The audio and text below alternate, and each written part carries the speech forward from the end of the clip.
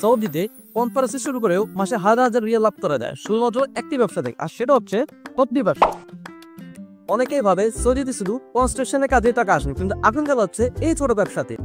ভাই আজকে আমি আপনাদের জানাবো সৌদিতে সবজি ব্যবসা করলে কি কি লাভ হয় এবং কেন এই ব্যবসা এত জনপ্রিয়। প্রথম কারণ হাই ডিমান্ড। সবজি প্রতিদিনের প্রয়োজনীয় জিনিস, প্রতিটি ঘরে, হোটেল, রেস্টুরেন্টে, বাজারে প্রতিদিন লাগে। এটা কোনো লাক্সারি পণ্য নয়, একেবারে দরকারি জিনিস। আর মানুষ এখন হেলদি ফুড খেতে চায়।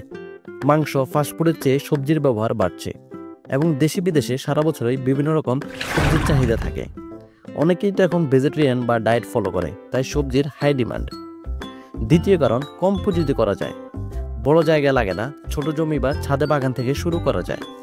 চাষাবাদ বা হোলসেল বিক্রি দুইভাবেই টাকা আয় করা সম্ভব, এবং অন্য ব্যবসার মতো গুদামে বেশি দিন ধরে রাখতে হয় না। হোলসেল রিটেল করলেই প্রতিদিন কেনা। তৃতীয় কারণ, ডেইলি ক্যাশ ফ্লো, দৈনিক নগদ আয়। প্রতিদিন বিক্রি হয় সবজি, প্রতিদিনের দরকারি জিনিস, তাই প্রতিদিন মানুষ কিনে। স্টক না রেখে প্রতিদিন কিনে তারপর সঙ্গে সঙ্গে সেটা বিক্রি করা যায়, এতে ক্যাশ।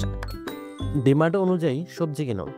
প্রতিদিন কোন সবজির চাহিদা বেশি থাকে সেটা লক্ষ্য করুন, কারণ মৌসুমী সবজি কম দামে কিনে বেশি দামে বিক্রি করা যায়। একটা স্মার্ট মূল্য ধারণ করুন। একেবারে বেশি দাম রাখলে ক্রেতা হারাবেন, আবার একেবারে কম দাম রাখলে লাভ থাকবে না।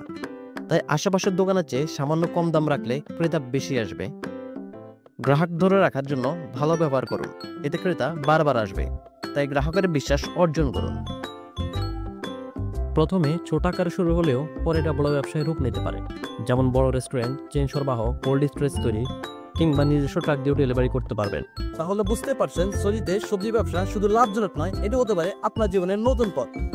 আরও এই ধরনের তথ্য জানতে আমাদের সাথেই থাকুন, আর ভিডিওটি ভালো লেগে থাকলে লাইক, শেয়ার এবং কমেন্ট করে দিন।